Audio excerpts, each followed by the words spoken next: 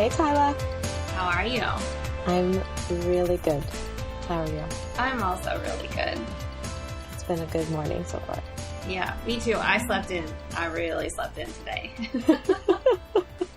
It's 1:30 and I'm just all getting around to drinking coffee. I miss coffee. I need to get some. I ran out and I haven't replaced it in 2 weeks. You gotta do that, man. I know. It's important. I know. How are you supposed to go through the day without being caffeinated? And then you like to put your little cinnamon in your coffee. Yeah, I have my own little ritual thing. I haven't been doing it. Oh, okay, this is...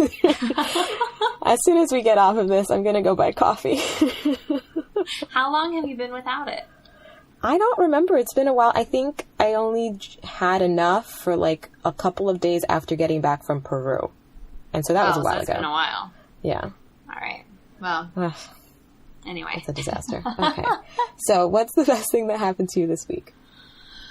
Oh, boy. I feel kind of not prepared for this today. It was a slow week. It was kind of a slow week, but also I always feel like I have so many good things that happen. I had some friends over on Saturday night, and my friend Danny, took on this 7-hour, well, actually it was 5.5-hour grilling, smoking project, and we've been talking about doing it for years. So anyway, they came over and we smoked some meat and had cochinita pibil, and it was really good. And then we watched a movie on the roof with the projector, and it was just we haven't done that a lot this summer, so it was really nice to have friends over and be outside and all that. Yeah, I love it. What about you? So I had a slow week. So my problem was that I couldn't think of anything. But yesterday I had a really great day. Justin and I tried the Culver stairs again. This time I made it halfway up the stairs. Running? Oh, no. Just walking? Oh, no. Oh, yeah. So what happened was that I just did my walk/jog there, and he just ran there. So he was already there, and he did it once. And then I was halfway up. Or maybe a little bit less than halfway. Maybe I'm giving myself too much credit. And then he met me where I was, and then we left, and then we walked back. Mm-hmm. So that was really fun. And then we went to the dine-in theater, which is always fun. And even though we had some issues there because the projector was out of focus, and this was very distracting to Justin, so he feels like he missed half the movie. Well, it's annoying when that happens. Oh, it was really terrible. And he told them, and they wouldn't fix it, and whatever. What kind of they would just be they? Oh, okay, great, but nothing would change. So I don't know what happened there. He's going to write an angry letter. But it was still fun, and I really enjoyed the movie. What did you see? We saw, I don't remember what it's called, but it's it's the new Jeff Bridges movie. It's Jeff Bridges and Chris Pine and... Oh, you know that was filmed in my hometown? I know. I was going to tell you about it, but then I yesterday. forgot. So good thing I brought it up here. Yeah, my mom was texting me. She's like, it got a great review. It's the best new American Western or something. It's so good. And I was like, what movie are you even talking about? And she was like, the one that was filmed here at Western Bank, which is her bank. Yeah, that's so hilarious. She was all excited. Because I'm from the middle of nowhere. So to have a movie, I need to see it. It was also funny because they were referring to cities, and I was like, oh, I know where these places are. Well, I mean, not really. I can't point them out on a map. But I was like, I've heard of all of these places from Tyla and Tam. Yeah, West Texas. Woo woo. Really, New Mexico is where my town is, but it's 10 minutes from Texas. So yeah. So that's the best thing that happened to me this week was yesterday. All of yesterday. Boy. I gotta see that movie. Oh, you know what else I did yesterday? This is taking forever. It's only been 4 minutes. That's true. I guess I just feel like I'm talking more than usual, but I don't know that that's true. Anyway, so between those two things, so after we got back and I did some stretching and whatever, and then I decided to wash my hair. And so in the shower, I was listening to April Smith's first EP, Love Letter Bombs, which I haven't listened to in ages. Oh my God. It's so good. I was just singing all these sad and angry songs so loud. It was the best. I need to get April Smith back in my life. I haven't listened to her in a while. You should. It's really good. That's it. That was my day. That's good. I like And it. then I watched Big Brother. Oh, don't say anything I haven't watched last night's I won't. episode Don't yet. worry. Okay, let's get to it. Okay, so Sally, who's our guest this week? I already know. Our guest this week is my dear, dear friend Kim. Hey, Kim. Hi, Kim. Hi. Sorry. Say hi again. Wait, hang on. Yeah, I know. Pause, Sorry, and then say God. hi. I was like fumbling. I'm like, wait. Oh boy, no, we won't edit it out. I think it's funny. Let's just move. Let's keep going. Yeah, let's go. Let's get into this. What a way to start the show. This is great. This is our best episode ever. Okay, so Kim is here because a year ago today, Kim learned that she was pregnant with her second adorable bundle of joy. Which we'll get into how your babies look like twins, and I think it's crazy. His name is Lionel. Yes, his name is Lionel. Well, she didn't know that last year. I know, but it's like it's one of my favorite things, and I was sitting over here trying to be quiet, and I couldn't. Yes, a year ago today, she was pregnant with Lionel, as yet unnamed. So Kim, I would love for you to just get grounded and close your eyes and think back to the circumstances and just that moment when you found out that you were pregnant again. And I'd love for you to say in one word how you were feeling at that moment.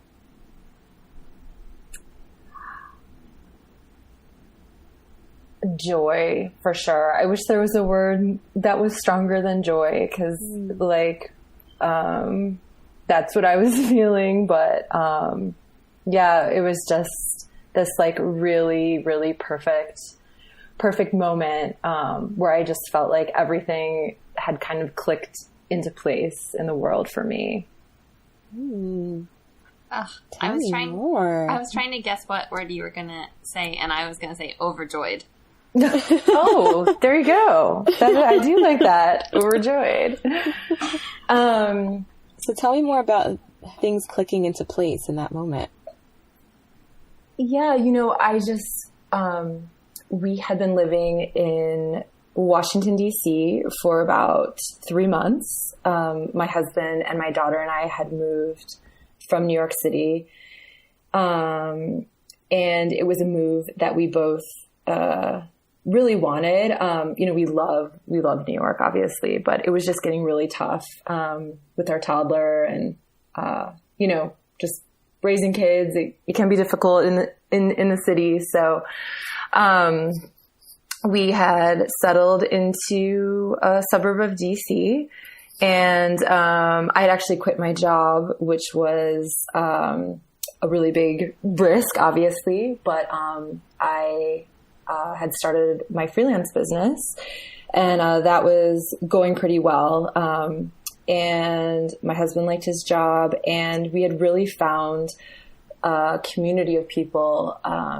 It took only like a few months, but we had found this community of really great friends. And I just was really looking forward to raising my daughter there. And I knew that we had wanted a second. And so, we had started trying, and it happened really, immediately, which I was really grateful for. So I just felt like so many things, in my life that I had worked so hard at, my relationship, my career, what made me feel fulfilled. And then my family, was sort of like frozen in this like perfect place that I, had really wanted for a long time. I just have that feeling of, I can almost like see you in that moment being like, this is it. Mm-hmm. Like, yeah. I'm here. I have arrived. Yeah, totally. And it was just like unexpected as well, which is kind of made it even more fabulous. And I just wanted to add one more thing. Like, we had rented this little house, and it was like right next to a park, which is how we met all our friends, just, outside on Friday nights. Like, we'd all hang out there. But the house just had this like amazing energy.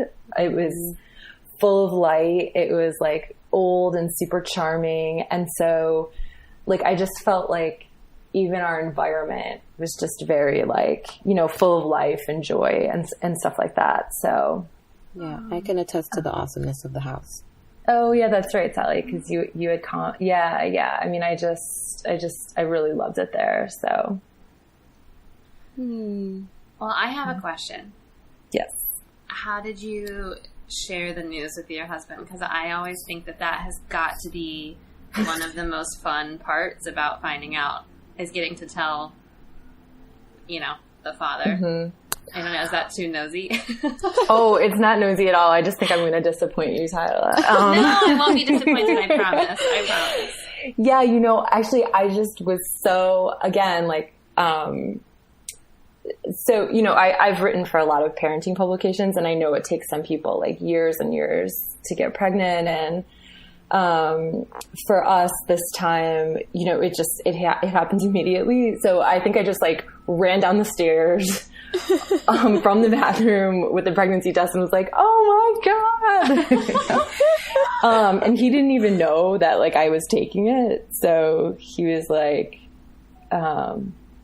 big shock for him. He didn't know that like it was the day I was supposed to take it, like whatever. And so he's just kind of like, oh my God, okay, this is happening, and now I'm going to go to work. So I'm not disappointed at all. I feel like running down the stairs with a pregnancy test in your hand is probably like the best way to do it. Right, exactly. It's very in the moment, and yeah. So. Oh boy. Tyler's freaking out. I'm freaking out. I feel like for some reason, like, that's something I've thought a lot about, and I know that like I'm not like wanting to rush into having kids, but I'm so excited to have kids one day, and I'm so excited to just like share that experience of being able to be like, babe, guess what? We made a human. Like, what is more exciting than that? I don't know. Oh boy. Anyway, yeah, I'm just living vicariously. Just just an aside, like that doesn't go away either. Like, you know, like even today we're like if Lionel does something cute, or if Ida's my daughter, if Ida does something really cute, we're like, we made that. Which is like so like conceited, but you know. No, it's so great. Yeah, it's really lovely. Boy, so how was it different for you finding out for the second time that you were pregnant? And how old was Ida at this point? So Ida was about a year and a half. And I think finding out the second time, it was just a lot more surreal to me because honestly, you know, when I was younger and kind of picturing my life, I always could picture it with one child, with a daughter actually. And I just couldn't imagine what it would be like with two, even though I really wanted to. And then that was even more pronounced when I found out I was having a son. I was like, oh my God, what am I going to do with a son? Like, how is this going to work? That's also how I feel. I'm like, I'm not going to know what to do with a boy. Totally. And for like the first like couple months that I found out that it was a boy, like, cause we found out before, I was just like, I do not know, like, I just do not know what is going on. Like, you know, it was harder for me to feel connected. And that's completely changed. I'm like obsessed with him now, but yeah, it just felt like very, very surreal. And also surreal, I think, because like what I was saying, like I have never had that much joy at one time in my life before. And so it was just really interesting to kind of experience, you know, what that felt like. I love this. I know. I just feel like I was there with you in that moment, in that beautiful house. Like, yeah. Oh, good. I'm glad. It's nice. Oh, man. Well, so then what happened?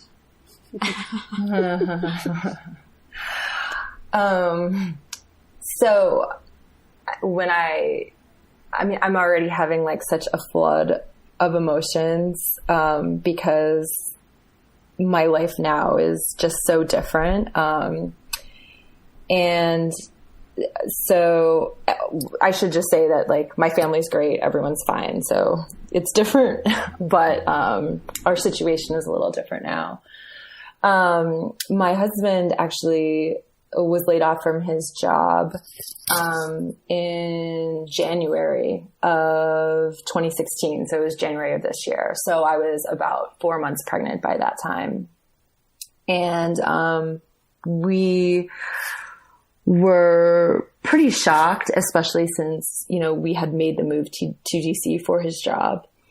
And, he actually was unemployed for 6 months, which was very stressful,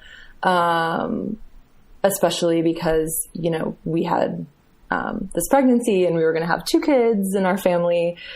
So that was very stressful. And also he was just, you know, really upset that that had happened. And so I think, you know, he went through a really hard time in what was, you know, supposed to be a really joyful time for us.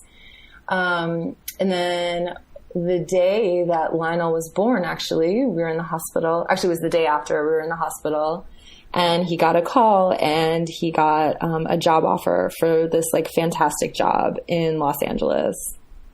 So about 5 weeks later, we made the move, and here we are now in California. So, you know, gosh, it's like my brain just like totally flatlined. And that's when I know that like I'm really like experiencing a lot of emotions. But, you know, I think that it's just been really hard. It's been a really big move, a really big culture shock. I really don't know anybody here. I'm away from my family and, you know, away from my friends, and we just haven't had time to like, you know, meet people, have any sort of community. So it's just, my life looks so different right now than kind of what I expected a year ago when I found out I was pregnant. So I'm kind of, you know, I've always been one to embrace adventure, but, you know, this has been, definitely a struggle for me. Going back to, I guess, just like those first few months of your pregnancy, right before Dan was laid off, how much, I mean, it felt to me like you were getting really invested in creating this life in DC. So like, I don't know, I guess I just want to hear more about like what you guys were planning, how that was all going, leading up to finding out that then he was laid off. Mm-hmm. Well, I think the biggest thing was that I had found, girlfriends really quickly. Mm-hmm. And I, you know, personally, I think it's really difficult to make friends as adults. And this group of women just kind of came together like very magically and organically and authentically. And, it was just for like the first time in a really long time, I just felt like I had this support, for myself and also for my children. And the other crazy thing was that these women had, they had daughters that were the exact same age as Ida, which was so funny. And actually one of them right now she's like due any day now. She's having, her second. So, you know, our babies would have been the same. And also, one of my like best friends from home, that I've been friends with like for 25 years, she was in DC. So I had her too. So, you know, I just wanted to be in an environment for myself that I felt very supportive and very supported and very loved. And then I wanted my kids and my family to have that too. And, you know, that's sort of what we were building in DC. And so, you know, we were just really grateful that we had kind of, you know, kind of found that and we're building the foundation and stuff like that. So after you guys found out that Dan was laid off, I'm curious how the conversations that you were having changed and like what kind of options you were exploring, and was leaving DC something that was on the table, you know, kind of how were you guys relating to that, knowing that you were about to have another baby? That's a really interesting question. I think for me, I was in complete denial. I was in denial right up until the day that we left. I kept thinking that something was going to change for us and that we would be able to stay. So I actually think that made California like even a bigger kind of culture shock for me, because I had not committed to it. Mm-hmm. On the other hand, Dan, he was just so upset about the job, and to him, like, he experienced it as a failure, even though like there was a lot at play, and he certainly wasn't a failure. But he just wanted to like get the hell out of the entire city. Like he like, even to this, like, he really just wants nothing to do with it. And also he was really excited about the West Coast, which I understand why now that I'm here, and it's lovely. I can only say amazing things about the West Coast. I was going to say, I feel like that's what everybody says once they get to California. They're like, oh, I get it. Yeah, like I totally, oh my God, it's amazing. Like that's what's so funny too, because I'm going through this kind of personal struggle, but like it's relentlessly sunny and gorgeous, and it just feels like everyone's smiling through, like, you know. I was just thinking like this morning. What is wrong with everyone? Well, right. So it sounds like you and he were relating to the situation so differently, and did that create any kind of like distance between the two of you? And if so, what was that like, going through that while also being pregnant? Well, I wouldn't speak of it just in the past tense. Yeah. You know, I think it's something that is still continuing. It's definitely been one of the biggest challenges that we've ever had in our relationship, for sure. You know, I was just really sad because I felt like he was just not present, even kind of. You know, it's so interesting because he's such a wonderful person. So he was still very loving and attentive and supportive and all that stuff. But it just felt like he was doing it from a really far away place. Mm. And so, you know, I was very sad and frustrated during that pregnancy, because I thought that, like, you know, he just wasn't being present for it, and he wasn't enjoying it in a way that I wanted him to.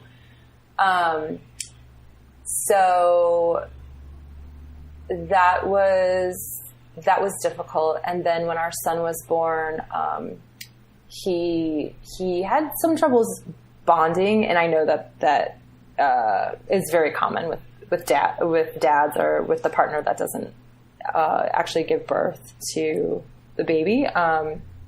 But also, you know, he was starting this like great new job that he was super excited about. So, you know, it just seemed like his priority in his mind was on the job and the move, and, you know, and mine just wasn't. So, that definitely has been, like I said, a challenge and something that we are still working through. But, I do think that,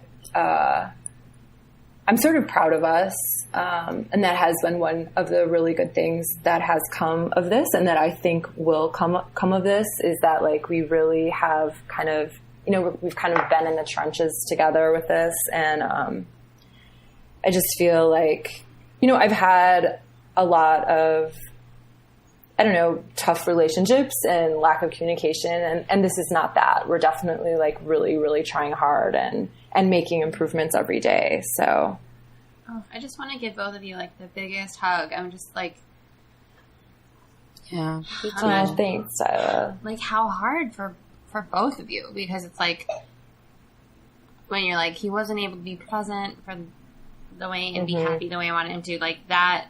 If that was going on for me, I know that I would be like really upset about it, but at the same time, to try to like think about what must have been going through his mind, where he's like, I have now 2 babies that I'm going to need to support and care for, and the pressure of that.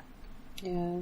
I mean, he must have felt such relief just learning that he got a job just in time.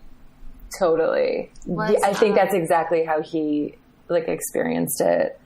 And it's so interesting, like for the first time that I've been in like a committed relationship, like I've actually, like, I feel like my fear and my anger has been directed not at Dan, because I do feel like, you know, it's not his fault and he is so wonderful, but it's more been directed at marriage, like, you know, the sort of the structure of it and how it is how it can be very like, you know, how I just have to be like, okay, this is what we're doing, you know, in this instance. So did you ever have the conversation of like, maybe this is not what we're doing? Like, I understand that you got this job, but this is not what I want.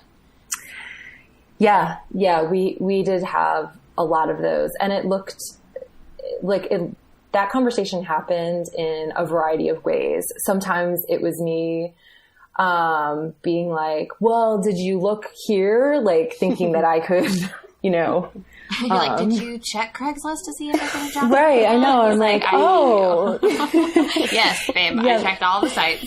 Right. Like, let me offer you some helpful advice. Like, no, that is not helpful. And then I think that for a while, like he had a couple other, job opportunities. There was like another offer as well, and it was closer to our families. And I was like, I think we should do this. This sounds awesome. And it was like not a town that we would want to live in, not a job he wanted, but I was like all like gung ho about it. So not that healthy. And then, you know, as it got closer, I just started being real. Like I just would like cry and be like, I don't want to do this. And obviously, you know, that was the most helpful because, you know, those other ways were not being authentic and we're not telling him exactly what I needed. And even though he couldn't give it to me, what I needed, like it helped him understand like what place I was in. So I remember when the idea of coming out to the West Coast first came up, and I guess specifically LA, and how you were, like, you had a lot of questions around, like, well, you know, what's it like? And, like, is it going to be okay? And, like, all of that. So it did seem to me, at least, that you were open to it. How are you kind of like, but now it seems like maybe there were waves, like sometimes you were open to it and maybe other times you were like not at all. So how was that like? Like, were you just kind of trying to make it happen or like trying to calm your mind, or was it something else that was happening? Well, I definitely think that there are waves, and something that I've learned that about myself is, I guess like kind of the old me thought that if one day I woke up and I was feeling awesome about moving to LA, and then the next day when I woke up and I was feeling, you know, depressed, as one does when, you know, they have to make a big move or a big transition in life, like I just felt like that wasn't authentic. Like, but what's going on with me? I was so happy about this yesterday. Like, what, like, am I just making this all about me? Am I, you know, just being emotional for emotion's sake? And so once I kind of worked through that, I was like, oh, like, you just have to like ride all those feelings out. And so, you know, I really did want to be supportive of him. That never changed. I always felt like I wanted the best for him in this situation. You know, cause again, I should mention that like, I'm still working cause I can work from anywhere. So for me, like I can get, you know, the fulfillment I need for my career pretty much anywhere. And for him, it's much more narrow and harder for him to get it. And, you know, it required us to move for him to get it. So, Yeah. So on my good days, I would like information gather about like the really cool things. You know, it wasn't like we were moving to like one of the best places in the country. So I was like, well, you know, like when I had the energy for it, I'm like, let me figure out the good things. And, you know, Sally, I don't think that like, I don't know. I haven't like totally worked through this, but I don't think it was a coincidence that like you happen to live here too. Do you know what I mean? Yeah. I don't know. And I felt that really strongly when I saw you last week. Like, I just was like, it's just so interesting that I'm going through this and I have you, and I don't know. I just think it's really, really interesting too. Yeah. Yeah, and it's fun also because I mean, I know very little of LA. I feel like I live in a little bubble, but, but it was fun to be able to be like, well, here are all of my favorite things. So you can at least try some things. And hopefully you'll like some of them. Right. For sure. No, I loved that. I think that's very, very, very cool. So, I want to talk a little bit more about what you were saying about kind of like riding those waves of emotion, because I think that that's something that a lot of people go through. And when we have conflicting emotion, you know, and feel fine one day and then like we want to crawl into a dark hole and never come out the next day, I think it can be really easy to feel like something's wrong with you. Yes. Yeah, I was never taught to experience emotions fluidly, or I guess taught that it was okay. Like I, you know, until very recently, I've always thought of them as very linearly, like, what am I trying to say? Linearly? Sorry, that's a difficult word. You know, I just felt like you're sad about something and then you get over it and then you're happy and then it's past. And that's why you know, that has just been the source. That kind of thinking has been the source of just so much struggle in my life. And, you know, especially with this situation, you know, I'm not just worried about myself. I'm worried about 3 other people. And so I don't know, I've just had to kind of like be like, okay, this is what I'm feeling today. I just have to like forgive myself and accept it. I think a lot of people would say that like they're not taught, like they think of emotions kind of in the same way as you. And I was listening to this woman on a podcast not that long ago talk about grief and how in our society it's like grief is something that you're supposed to feel and then you're supposed to get over. Where like in real life, like you can feel grief about something for the rest of your life. And it comes in waves and it comes when you're not expecting it. And if you're not open to it, then you are cutting yourself off from like a really important part of the experience of feeling and processing. Yeah. I actually think like, and that's, you know, when people talk about the 5 steps of grief? Or 5 stages. There's like 5 stages of grief. And I feel like that is really helpful for people. But yeah, for me, it kind of reinforced this idea that like, you need to move through these feelings and then they're done. And then you like move on to the next thing. You know, it's just life is so not like that. And, you know, this is sort of like a different topic, but, you know, about like 6 years ago, I went through a divorce. So that was my first marriage. My marriage to Dan is my second, but, you know, often dealing with a divorce or an end of, you know, a very serious long-term relationship, people can experience grief with that as well. And I spent so many years just trying to like be done with it, like be done with that grief. And like, it does not work that way. And that's sort of like what I keep reminding myself now, like, you know, there is some grief that I am experiencing from leaving, you know, a place that I really loved.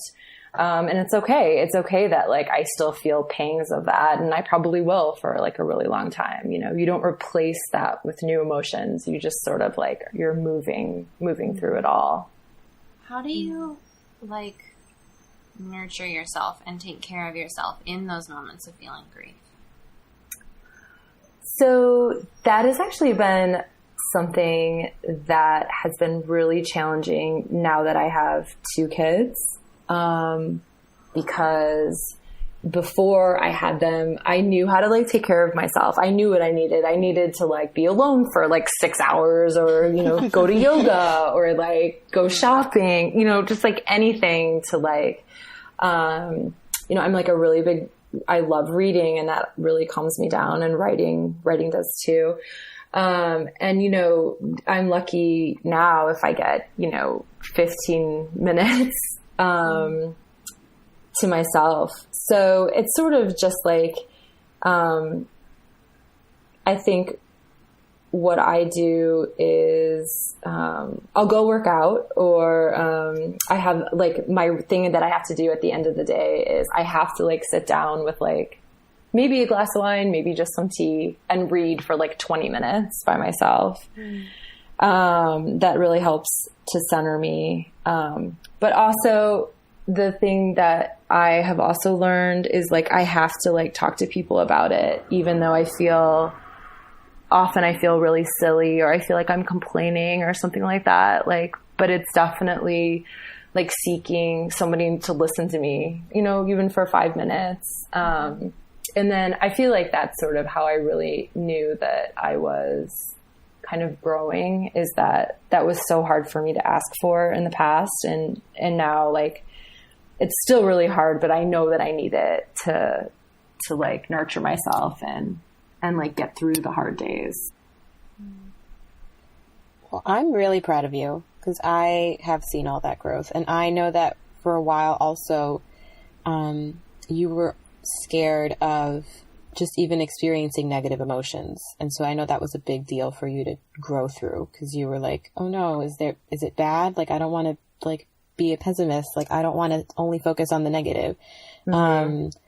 And we had several conversations, I feel like, over, you know, years probably. But certainly over the last year, about just honoring what is coming up for you and what you're feeling. And you really took that on. Like, you really, once you were ready to accept that was okay, then I found that you really went for it. And it certainly sounds that way from what I'm hearing today also.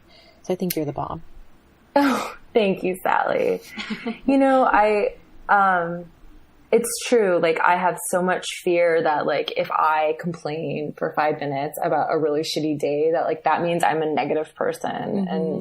Or if I like wake up one morning and I don't want to get out of bed, that means that like, I have depression that cannot be treated and there's no hope for me, you know, like mm-hmm. I just like, you know, I just take it to these extremes. And I think what really like, and that is something that you've always told me, that Sally, you've just been really like, you know, you have to experience your emotions. You can't tamp them down. They're going to come out in some way. And I think when you know, my daughter is just such a spirited person. She thinks like she goes from this is the best day of my whole entire life to like, this is the worst day in like a matter of minutes. And so I just think a lot about like, you know, I don't want her to like not be like that. You know, I want her to like have those really just like those big feelings, but also know how to cope with them. So that's sort of what like, I was like, I got to get this together because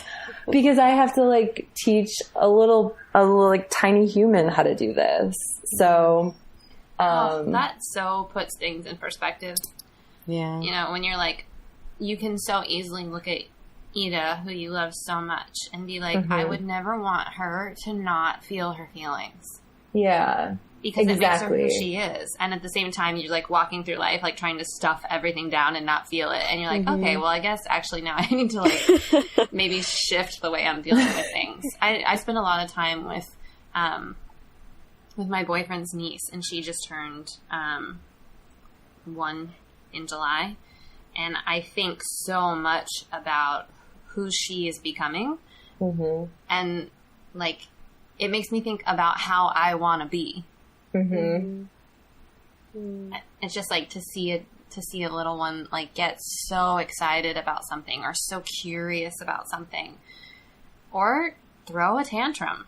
You know, it's like sometimes I want to throw a tantrum and I don't often let myself, but like maybe I should. Yeah. Yeah, because then it's over. You know, it's like not that you're past it, but just that like you've experienced that, you know, you've worked through it. And yeah, you know, like as Ida becomes more and more verbal, her new thing is that, well, first of all, her new thing is that she apologizes for everything, but she'll like dump something on the floor, laugh, and then be like, I'm so sorry. And you're like, okay. But the other thing she does is that when she has a tantrum and, you know, we do like a timeout, whatever, get her calm again, then she always says to me like, I'm so sorry for being upset, mommy. And I'm like, no, like that is nothing to be sorry about. Like it's fine to be upset, you know? And I just feel like that's just not how I was brought up, but that's what I really want for her, is to just know that it's okay to like experience, you know, all of the emotions, no matter how crappy they may be. Yeah. Do you think that talking to her has shifted into your self-talk? Because I feel like I've been talking to myself a lot more lately, like I am a child. Like I'll often, in my head, I'll be like, you know what? It's really okay to be upset right now. And I'm wondering if you've had that same shift.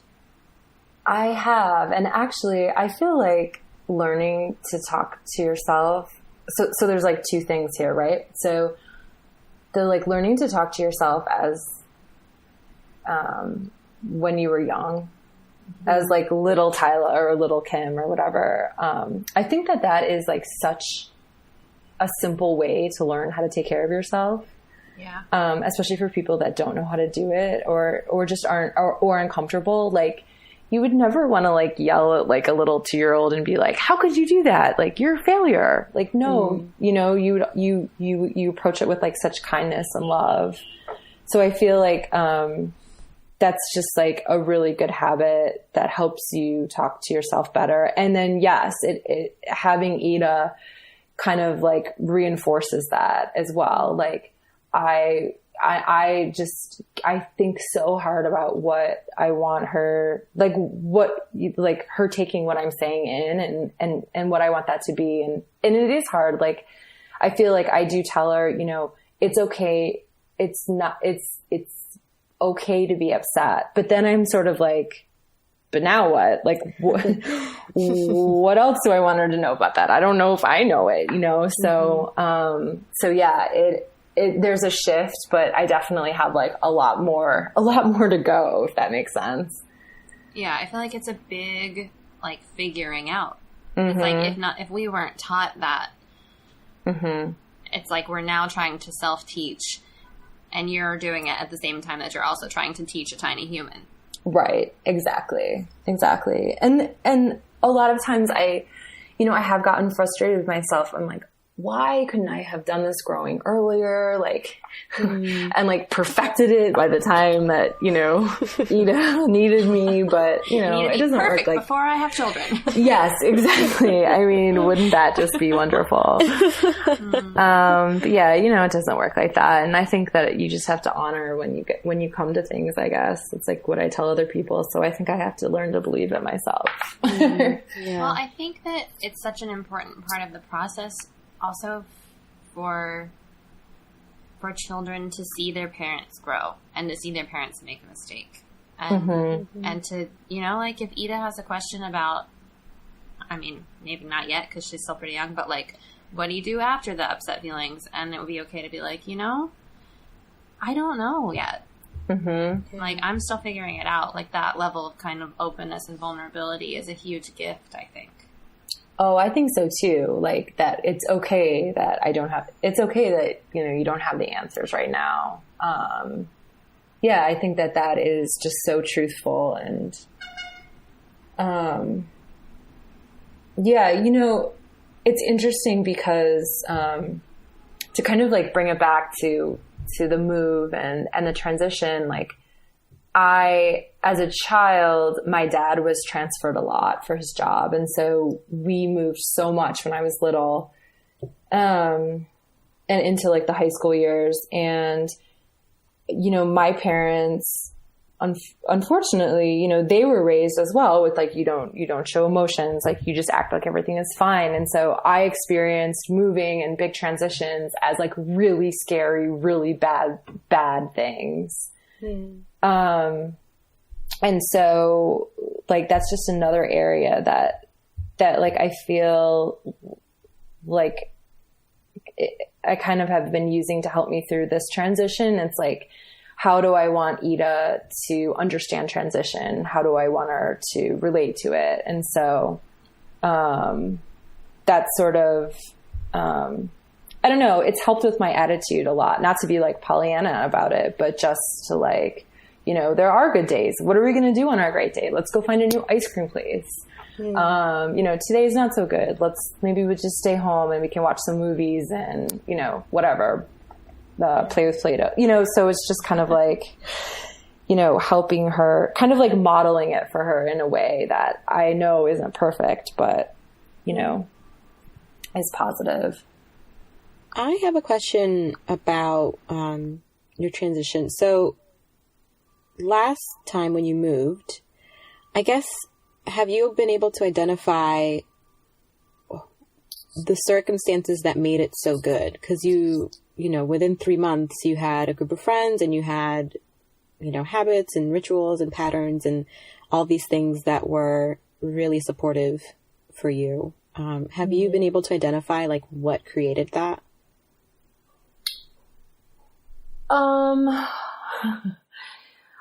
Yes. This is tough, man. So yes,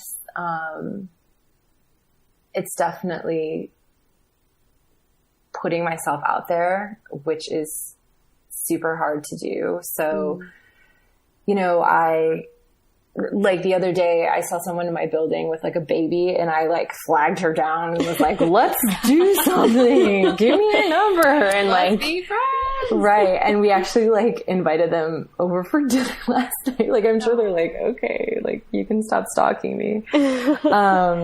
But yeah, it's definitely putting myself out there. The issue that I'm having is that I'm just still so sad at what I feel is a tremendous loss right now, that, you know, it's just difficult to get the energy to do some of these things, you know. I kind of just want to like sit around being sad, and that's like the opposite of putting yourself out there and making friends and stuff like that. So, and also I think like exploring, you know, the community and stuff, that is a way that in the past that I have really, you know, come to make a place my home. And we're doing that slowly for sure. Well, it's gotta be challenging with 2 babes. Well, yeah. And also like we live, like on the top of this, I would like to call it a mountain, but I think it's just a really high hill. So it's just like hard, you know, it's just like, it's different because there's to, like to an get actual out. physical obstacle. Yeah. There totally is. Which is really interesting. I feel Yes. like if you want to talk about energetically. Yeah, no, I think about that all the time. It's like almost like, it's like I have to overcome this like physical barrier to like get out there.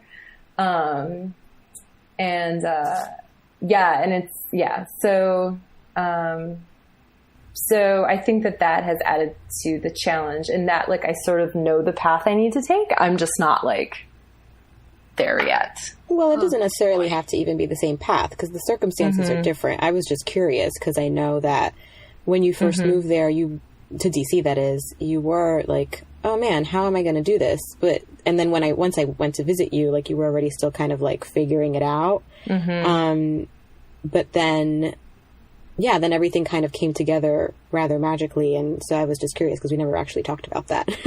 Well, I think that's like one of my fears is that it did feel magical when it happened. And so I'm just afraid that like that's not going to happen this time. Like I kind of feel like, you know, how much power do I have here? And like, if I was so powerful there, like how can I be powerful here too? Like, it just seems like, you know, how much is me? How much is situational? I so deeply resonate with what you're saying. And I have recently experienced something that's like, although it's kind of a completely different situation, it also, the way you're talking about it to me feels exactly the same. And that was just kind of like on my personal growth path. I felt like there was like a period of months and months where I was like, well, I know the path that I should be taking. Like, I know the things I should be doing to get where I want to go or to create what I want to create.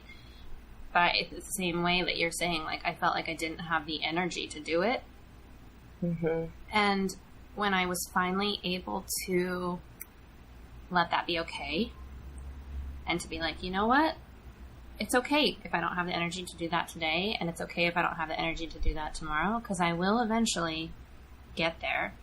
And it was almost like as soon as I could really let it be okay, like really in my heart and in my body, stop feeling judgment toward myself for all the things that I wasn't doing, it was like something really deep inside of me shifted, and I was able to start doing all of those things and to find kind of like that power and that magic. But first I had to let go of a lot of judgment about all the things that I wasn't doing, quote unquote, right. And I'm having a total moment right now because what you were just saying is so similar to how I was feeling. And like, it's so interesting how the situations can be so different, and yet the things that we're experiencing in our emotional lives can be so similar. Yeah, absolutely. Sally, I feel like you and I have, when we talked on Sunday, that was sort of like what you were saying kind of reminds me of that too. And I just feel like, sometimes like there's really nothing you can do but accept. And that's, I don't know. It's just like, it's so hard, but it's almost like you don't have a choice anymore. You just got to do it. But yeah, I'm having a moment kind of too, Tyler, like, because I feel like again, it's like intellectually I know it, but I just haven't done it, emotionally. So, yeah. And you can't, like, whether you know it intellectually or not, like, doesn't matter. It's no, like, you can't just wake up and decide. Right? No, it's like no, you no. really feel it in your body. And I guess that's like the thing for me is that one day I woke up. Actually, it happened in a conversation. It wasn't like I woke up and everything was different. It was not that long ago. I had a conversation and something I actually felt in my body, something shift. Really? And it was like a letting go. And as soon as that happened, everything changed for me internally, like the way I'm feeling, my level of energy, where I'm putting my energy. And as a result, I feel like a lot of things are shifting externally now. And it's happening in that way that you were describing back in DC, where it feels like magic. And I do feel powerful. But I think that came from surrender. Yeah.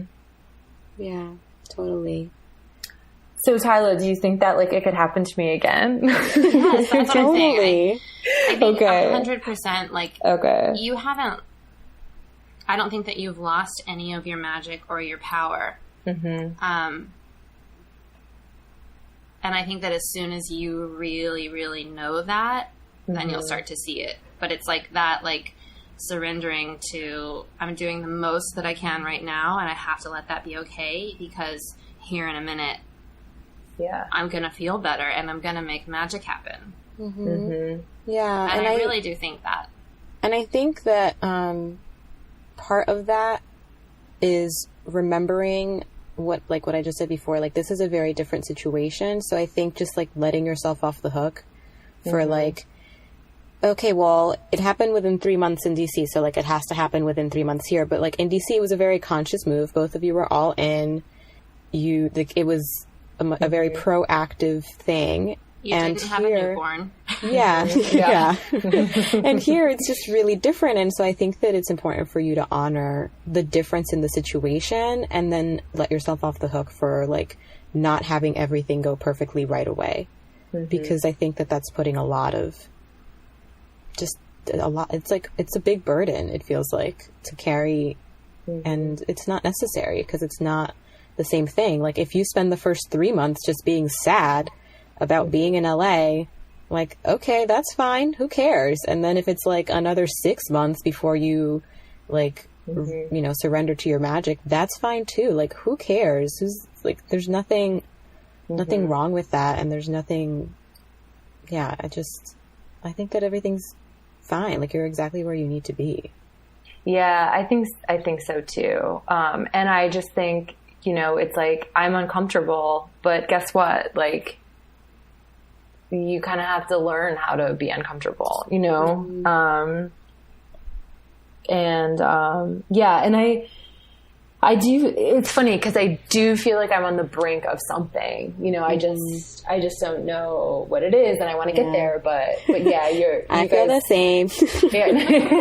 Do you feel the same about yourself or about me? Oh, no, I guess both. Yeah. Oh, okay. I feel the same about myself too. I think that we're all like in one of those moments. Yeah. Yeah, I do too, actually.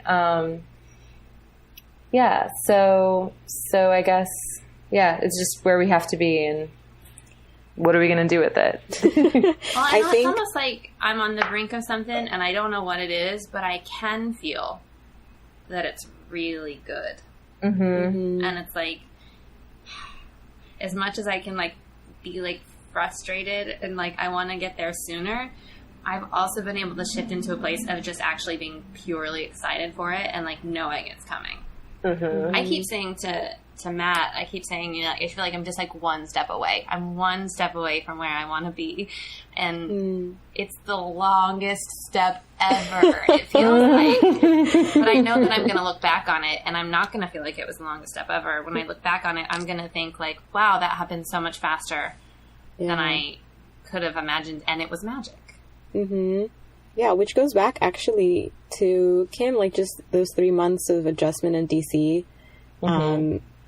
Like at the time, like now when you talk about it, it's like, oh, it happened so fast. But I know that at the time while you were going through it, you were like, I just want friends. Like, why don't I know anybody here? I was kind of waiting for you to call me out on this because like when I was going through it, I thought like, we were outside of DC in a suburb. I was like, oh, what is this suburb? Like, this is awful, horrible. But yeah, like I like kind of like, kicked and screamed my way through those 3 months. And now I'm talking about it all like it was just this beautiful, magical, paradise. But you're right. Like, I am sort of glossing over it and not really honoring, what I went through right before. And actually, Tyler, when you were just talking, I was just thinking that like, if we are on the brink, if we are sort of one step away from this like really amazing thing, then we are going to look back at this kind of struggle with like a lot of fondness and nostalgia, like that was the moment when I thought I would never get there, and look, here it is. Yeah, exactly. So, and I guess I think maybe part of the challenge is, and one of the shifts I've made recently is being aware of that right now as it's happening, like. To be like, oh, this is where I am today and it doesn't feel good, but I know I'm in the right place and I know I'm where I need to be. And I know that I need to be here today to get where I'm going. Because without this step, that next thing doesn't happen. And so to have gratitude for these moments, even when they are challenging, to be like, because I am on the brink and I do know that. And the more grateful I can be for where I am right now, I think the faster I'll get there.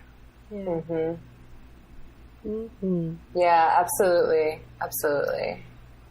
Well, this is kind of a little bit of a jump but this was a question that was coming up for me earlier. We were talking about learning to feel your feelings, even the negative ones. And I've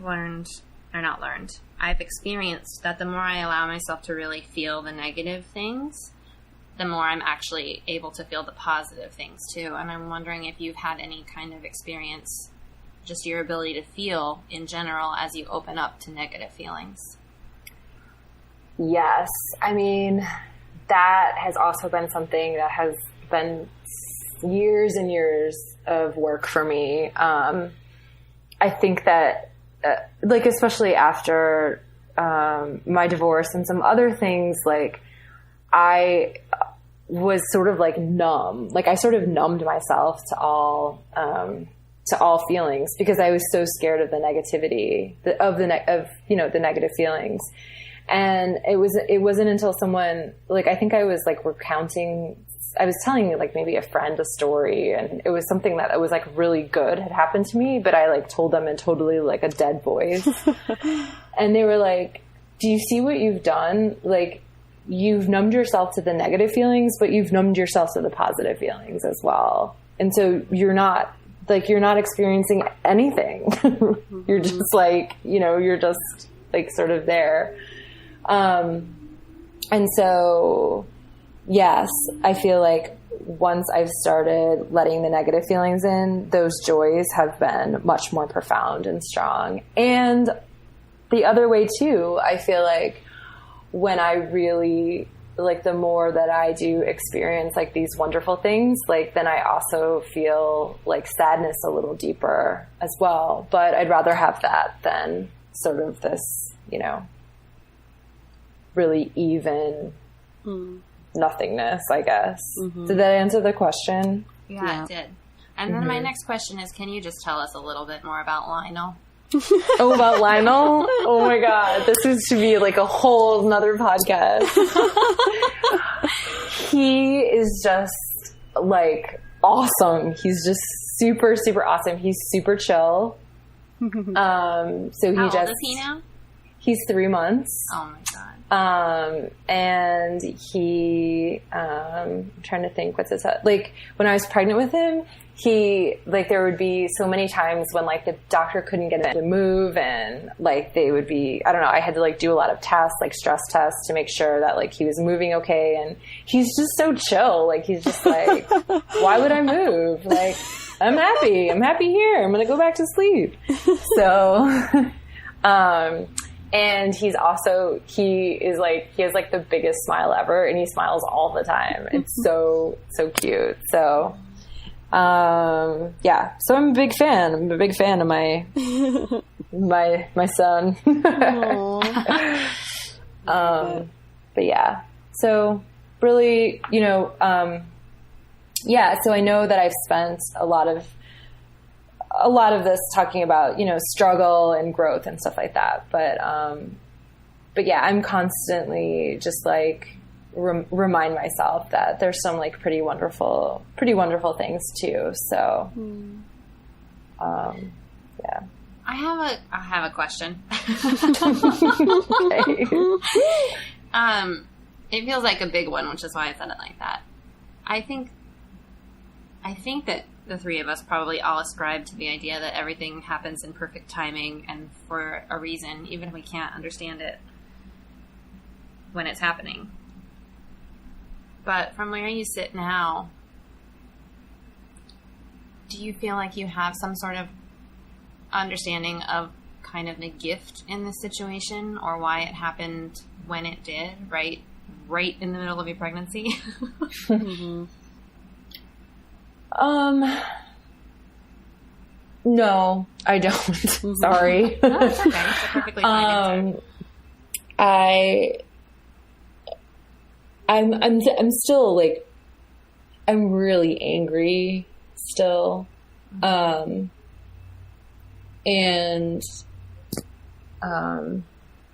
yeah, it's sort of, my anger is sort of like rendering me speechless, actually, just because it's so intense. And I don't believe everything happens for a reason. Mm-hmm. I don't know what I believe, but I just more think it's like what you do when, like what you do when the situation happens. And sometimes that means, like we were saying, that you could do nothing, and that's what you have to accept. But I think it's just more about like, gosh, I really,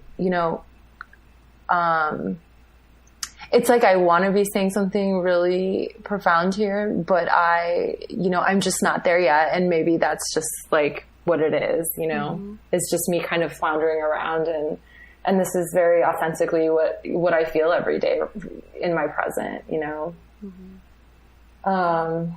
Well, thank you for sharing that with us. Yeah. I mean, I'm pretty self-conscious right now because I just wish that I could kind of tie it up and be like, here, like, this is going to be great. I'm so glad this happened. But, I'm not there yet. But it'll be interesting, like, especially if we do this like a year from now. Yeah, not to invite myself back or anything, but you should be on every episode. Oh my goodness.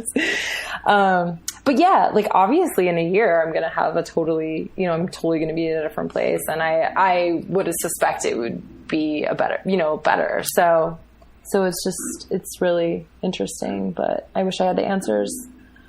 I'm going to say this because it's been coming up. It keeps coming up for me. I don't know that I don't have an answer for you in terms of like why this happened in this way, but I do think that it's really interesting that your transition to DC, because you've moved more than once, obviously, like you moved to, from Chicago to New York, mm-hmm. like you've moved throughout your life. Mm-hmm. And so I think that maybe, or what I'm getting maybe for you to consider is that, especially given how moving was for you growing up, that your experience in DC was meant to teach you that you can be that powerful and it can be that easy and magical. And even if you have some moments where you're like, ugh, I just want friends. I just want to like, why does this place suck? What's going on? That then you can, as soon as you shift and get into that place where you're like, oh, wait, it all just came together. Like now I have all of the friends and now they're the best. And this is so fun. And I love my home and, all of that. I think that experience maybe happens so that you can kind of build up some confidence in your ability to transition differently. And so I'm going to be really excited to see mm-hmm. how this move unfolds for you once you do just like, do all the things that we talked about, just like feel your feelings, be upset about it, let yourself be there, and then get to that point where you just surrender to it and then remember your magic. Sally, when you were just saying that, I just had this like huge, I don't know what I would call it, like moment, because I just thought of something that like my mom and I have become so close since I've moved here. Mm. And it's because we've been able to connect over, moving, especially at like not perfect times in our life. Mm-hmm.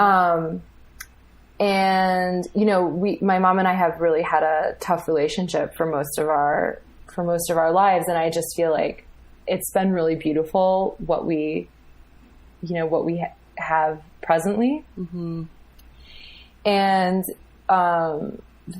along those lines, like she has a very healthy outlook now on transitions and moving. But she didn't when I was young. And so it's almost like she came to it late in life. I'm coming into it middle of life. Mm-hmm. And hopefully, my daughter will come to it even earlier than us. Yeah.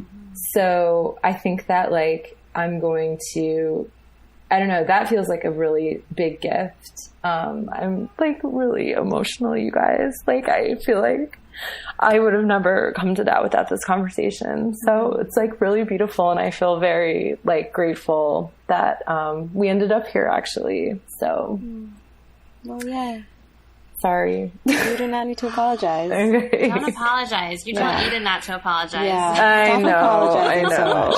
No, I know. Totally. But yeah, there's sort of like a circle there that, you know, I definitely want to like reflect on after this. But, yeah. Well, and I would like to point out that you already knew that because you did say earlier that you've been so conscious of the way that you want Ida to relate to change and to transition. So, I mean, you might have just had a new level of awareness around it, but also I think that you already knew. Yeah, I think so too. And, yeah, I just like, I haven't really felt the support that my mom has given me until this very moment.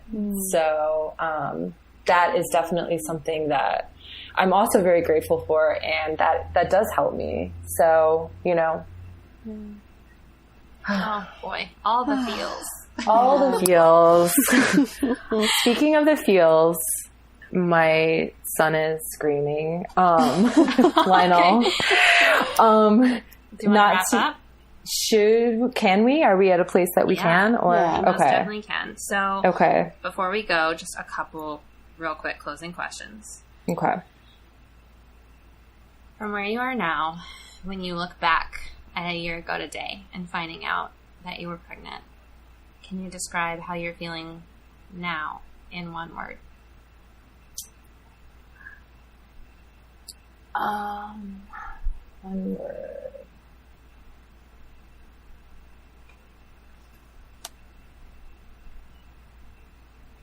Can you guys hear that? No, I can't. Oh, okay. Just a lot of crying. I feel very, you know, the word that came to me actually was drained. And actually I wasn't going to say it because it sounds negative, but I am going to say it because that's what came to me. And also I think that there's a lot of dimensions to that word. You know, I've sort of like ridding myself of like an old way, and like I'm tired right now, but I'm like ready for like the new stuff. Oh, well, I think that's gorgeous. Yeah. Oh, well, we'll wrap up since you have a screaming child. Kim, if people are interested to find you on the internet, where can they do that? Oh, I'd love it if they could find me on Twitter, actually. So it's just my name, Kim Conte, Conte. Yeah, and I'd love to connect if anyone is interested. Great. Yay. Well, we will put that in the show notes. Go take care of your babe. Thank you so much for talking to us. Thank you guys so much. Kiss Lionel for me. I will. Thank you guys so much for this experience. I'm just so thrilled, and I love your show, you guys. It's like really, really lovely. Thank you. Okay. Bye, Kim. Bye. Oh, boy. Yay. Sally. Yes. That was great. I loved it. Where can people find you on the internet? They can find me on social media at Sally Simply, and you can find my writing and my singing / maybe music on sallymercedes.com, and my more businessy work on unmutedexpression.com. What about you? I'm at tylafowler.com, and I'm on Instagram at Tyla M. Fowler, M as in Megan, because that's my middle name. Yeah, if you want to get in touch with us, if you want to share any feedback about this episode or about any episode or anything in your life, we would love to hear from you. And you can email us at ayearagopodcast@gmail.com. You can also reach out to us on Facebook or Twitter at A Year Ago Podcast. And or I guess on Facebook we're A Year Ago Today. But well, you know how it's still A Year Ago works. Podcast. It's fine. It's both. Anyway. You know how Facebook works. That was great. Just Google it. And if you like our intro outro music and you're curious as to who provides that, that's Zina Hell, Zynahel. You can follow her on Instagram, Twitter, and Facebook for awesome new music and gigs around Europe and all that awesome jazz. Woo woo. I love it. All right. I think that's everything. Yeah. Till next time, y'all. Bye.